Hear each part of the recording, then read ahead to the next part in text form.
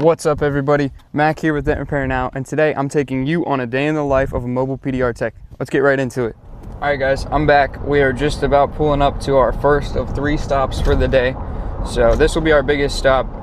It's the biggest lot, and the manager usually keeps a list for me here instead of me having to walk and talk to him about what is out there and what he wants to fix. So a little bit different than regular. I'll show you walking later on. But for now, let's get there and let's see what he's got and let's get right into it. Alright guys, just got done talking to my manager. We got one for sure and a couple we got to go look around. So let's get right into this one we got to check out and get to fixing it. Alright guys, got a quick glimpse at what we're working with, but the car's super dirty. So we're going to grab some glass cleaner and a towel and clean this off and really get to see what we're working with.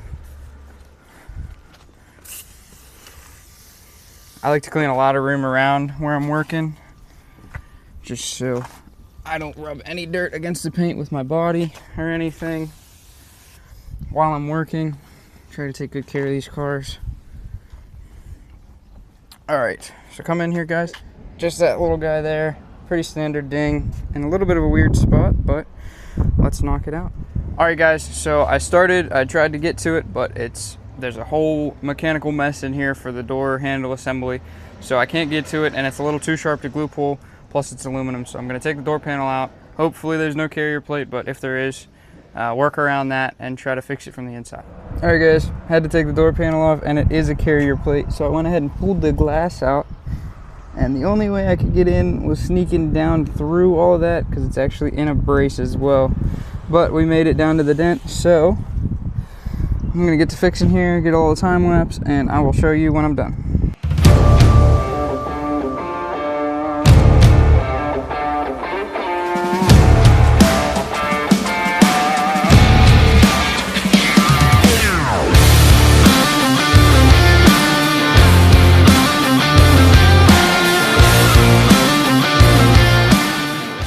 Alright guys, just got finished up with this one. Took me a little longer than I wanted it to because I had to take the whole door apart. Typically I wouldn't do that on the lots, but you know, it's for the manager and it's his family member, so just go ahead, get it done. It looks fantastic. They should be super happy with it. I'll get a close-up for you under the light, so let's check it out. I think it looks great. Alright guys, it was right on that soft body line.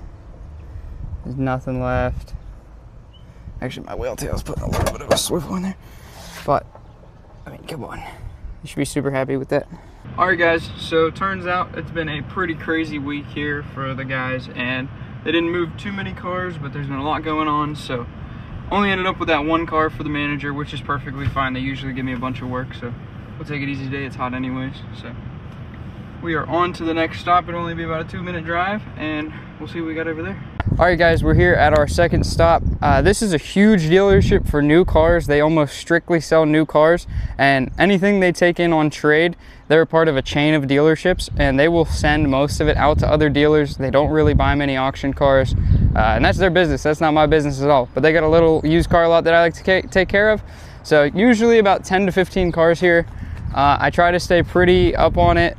Once a week is, you know, more than good enough. They're about 1 or 2 cars a week maybe. So when I'm on my lots that I have to walk, unlike our first stop where they keep a list for me, I have to keep track of everything I've fixed, looked at, talked to them about, anything like that. So for example, this is an older Mazda. I keep a little Sharpie dot on the headlights so that I know I've already looked at the car. They didn't want to fix this because it's older. It only has a couple little dings on it. No sense in putting money into it.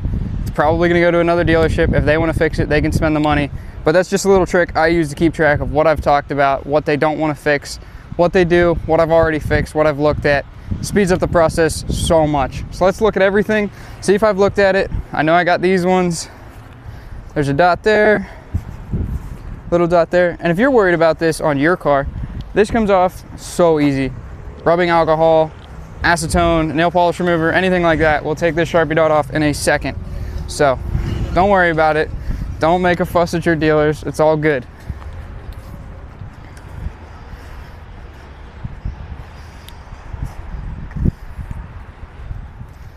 All right, so this one here is new. This one they got from between last week and this week when I've been here.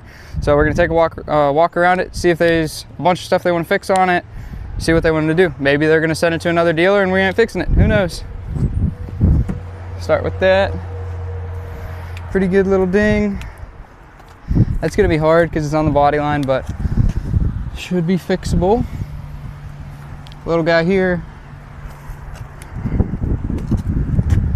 So when I'm looking at these cars, if I know that that hood needs fixed, but there's little tiny dings that maybe the dealership doesn't even want to pay to fix because they aren't concerned about such a small little ding in a low spot like that, I will still fix it anyways because I don't want to leave my name on work that isn't finished. Got 2 more dings there.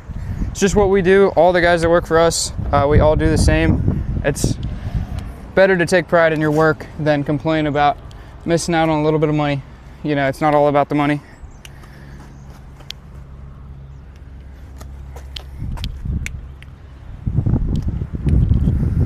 All right, so it's looking like that. We got the hood, the left front door, and then the tailgate's got the 2. So let's go talk to the manager, see what we got going on down there, see if they want to fix it.